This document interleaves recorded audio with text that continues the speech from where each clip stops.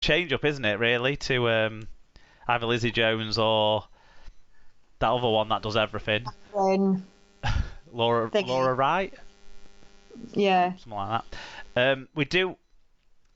We do have another line in on the sort of news topic. It's really the EFC rumour mill. EFC 78JU got in touch to talk about Tyrone Peachy being linked with Super League clubs, and he finishes with a question, Sarah. So I'll put that question to you. He says the Super League clubs in England and Catalan Dragons of France are linked with Tyrone Peachy as he is keen to join a team in the competition. He is in the final year of his deal with the Gold Coast Titans, but they are working on renewing his deal if he is to join the Super League. Apparently the club will have to pay him around £270,000 per year because that's what Tyrone Peachy is getting in the NRL according to EFC. But who will Tyrone Peachy join next season is the question that EFC asks. If he's expected to get 270 grand, no one. I know. Well, I would have said Warrington, but if they've got Widdop and Williams, I think that's probably a no starter. Unless he's the news that's going to come out of Wigan. Yeah, I wouldn't be super excited about a centre or back rower who can play a bit of six being our star signing for next year, though, if that's the case. But we do need centres next year, so I'd play him there happily, but not for 270 grand a year in the current economic climate. No, I'll say Leeds is where he's going to go.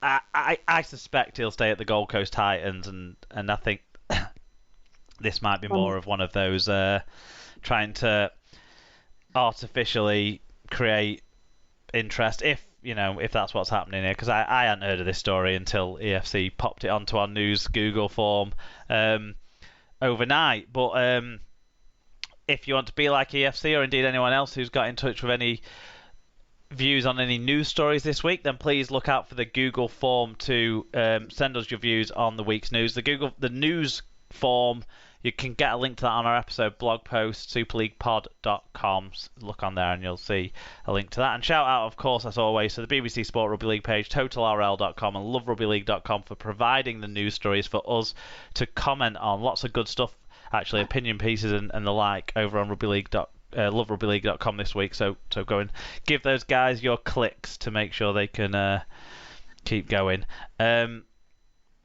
That's the news, Sarah. Feels like the snappiest news that we've had for a while. Nothing to it. Nothing explosive to fire up about, really. But and nothing contentious. No doubt it'll be released in about an hour and a half. Of course, yeah. Especially we'll find out what games aren't going to be played as well, just as we're doing the predictions, I'm sure. But First, we're going to move on to match reviews, and we'll see if there was anything contentious out of those.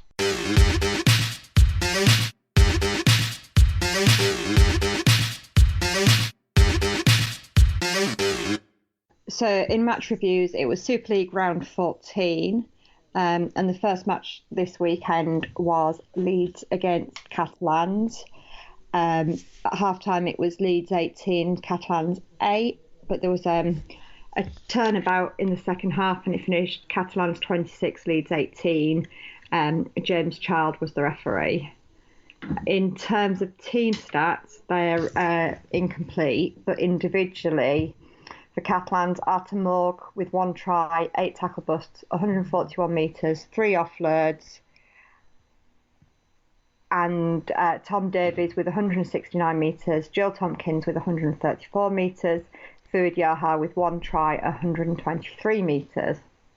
In terms of the losers, Reece Martin with 1 try, 42 tackles, Conrad Hurrell, 6 tackle busts, 189 metres and 3 offloads, Liam Sutcliffe, 1 try, 118 metres, 3 clean breaks, and Tom Briscoe with 107 metres. We had 2...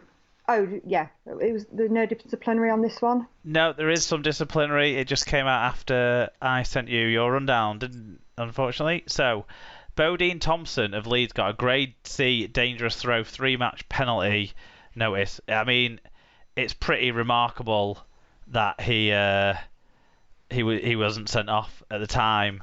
At that in the 4th minute. Well, Simbin at the very least, but it was a pretty bad one. That one early on in that game, wasn't it? His lift tackle there.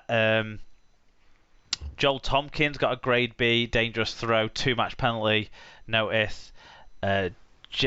James Maloney of Catalan's got a grade B, dangerous contact, which followed with it a 2-match penalty notice. He did actually try to appeal that at the Operational Rules Tribunal today, but they've rejected that appeal, so that ban still stands for him. Reece Martin of Leeds got a grade B, dangerous contact, 1-match penalty notice as well in this one. No further action for Sam Cassiano, who was sin-binned in the game. Yeah. Yeah, two fan views, like you said. The first one, Alan Walker said, two English refs, Chilled and Gale, certainly caused Eldrac some problems. They discussed every decision before awarding it to the Winos. No wonder the Winos prefer to play in England. We had a few out, even playing Joel T. He's only supposed to be in the squad to keep Sam Kins under the salary cap, not to play. Leeds will need 3 refs next time. I can see the case numbers rising in Leeds now. Well, they've all got vaccinated now, Alan. Don't have to worry. Yep, and then John Hamilton said, first half was, Jesus, we're good now. Second half, oh, there we are. Just ran out of gas and couldn't keep up when Catalans came back. Pretty happy with the good parts and a decent turnaround before the return fixture should help the bad bits. Yeah, to be honest, I kind of agree with both of them. Gale did have an awful lot to say for himself, I thought, which is probably nothing new, but... yeah, still frustrating. And, I thought Leeds, well, Catalans looked very poor, I thought, in the first half, actually. They had quite a few chances that they could have scored, and they just seemed to not get over the line, throw a ball into touch or whatever, I felt. And then it was a different team that came out in the second half, really, wasn't it? Yeah, they didn't have that sort of flow to the play that we've seen so often. It felt like in the first half, but then Maloney just turned the game around in the second half with his control of the game. I thought, which was a crucial feature for Catalans turning it around. And Arthur Morg taking over the goal kicking from Maloney as well, did it? Because he was fantastic. Yeah, I think he's a really good player. He's really developing this year, isn't he? I think he's one of the huge good news stories out of this season in Super League, isn't he? He's a player that none of us are tired of watching yet, and there's a buzz around him, I feel. Yeah, I think because he's obviously not come through any of our youth setups, he was a real surprise, wasn't he? When he broke through and started playing. I think he's a great player. It'll be interesting to see how he develops over the next year or so, when teams do have more of a handle on him, more of a read of what he's going to do. Yeah, I wonder if sort of until he settles into what is going to be his eventual position, because he's played standoff in this game, didn't he? Maybe it's a case of it's going to be hard for clubs to pick up what he's doing, because he's playing either hooker in a different way because he's not really a hooker, or you're not used to his skill set when he's attacking from halfback or from fullback yet, because like we say, we don't know him. So he's got developing to do, and people have got to learn how to cope with him. I mean, all them fend-offs for his try, he's clearly stronger than he looks. Yeah, he does look like he could be blown over very easily, but actually I don't think he can be. No. Which is a great quality for a young kid to have, isn't it? That strength. I think he's definitely, as you say, an exciting, a positive thing to come out of this season. And it's really, really good to see Catalans actually having players coming through the French system. Yeah, for sure. I mean, we've been used to some of the forwards, and we're seeing the real solidification of Ben Garcia as a high quality player in Super League on a consistent basis. But Alric da Costa's back on the scene, isn't he, at the moment as well for them, and that's another player through their own system. Mikkel Gudemond has been fairly strong the last few weeks as well, back in regular contention for the side. So there's positive things there to be pleased with the Dragons. I kind of think, other than the fact that they got away with what should have been probably a red card for Bodine Thompson early on in the game, I kind of think Leeds were maybe slightly better than the result landed them in. And possibly, do you think it was a bit of fatigue, given they played so many games and all these players had played in a lot of those games as well, hadn't they, in the last 2 weeks? Yeah, I mean, they've played a lot of games. Catalans haven't played very many games. So, yeah, you do wonder whether that played a part in it. I thought Reece Martin was really good for Leeds on the whole, other than his goal kicking. Sorry, not his goal kicking. Sorry, no, he was very good, yeah. But on the whole, yeah, I thought it was a very impressive turnaround at half-time because it wasn't the way that the game looked like it was going. Yeah, definitely. This was the kind of Catalan side we've been used to seeing over the years when they've had a few back-to-back away trips, not what we've been used to seeing in the last 6 months when they've had some away trips. Yeah, and this season they do seem to be quite, a different kettle of fish as well, don't they? They are pulling out these results sort of against maybe what the backdrop of them being 10 points down at half time.